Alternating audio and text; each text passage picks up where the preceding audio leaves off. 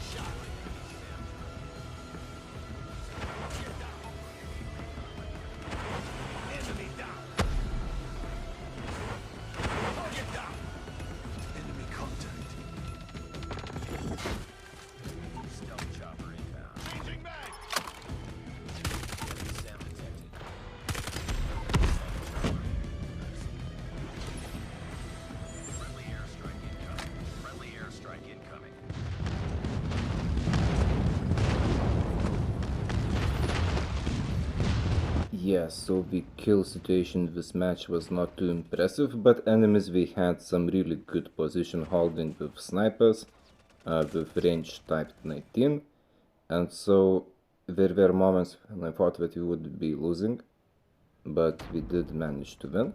Although what I've noticed is that the range is really not good with PP, which makes sense that it is an SMG. And it is also in terms of ADS and like kill time on a bit of a slower end. And so in the current meta with USS9s and Type 19 still being used, I have to say that I'm not too impressed with it. Like, it is not bad, you can use it if you want, if you really want, but it's just not great.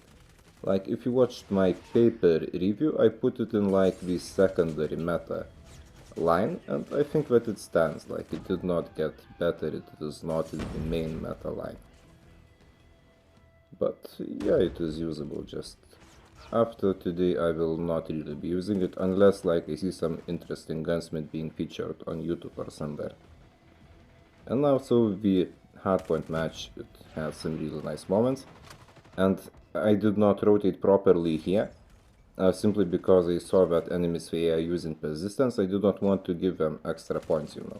As otherwise, if you see that there is 20 seconds left, you should really be migrating to the next point.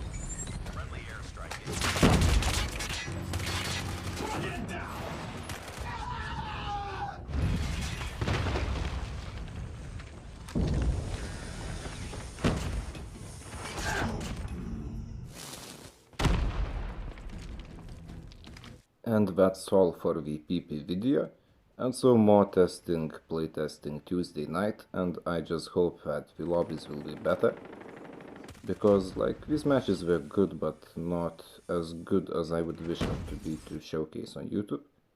But I hope that you still found it useful, enjoyable, etc. And so yeah.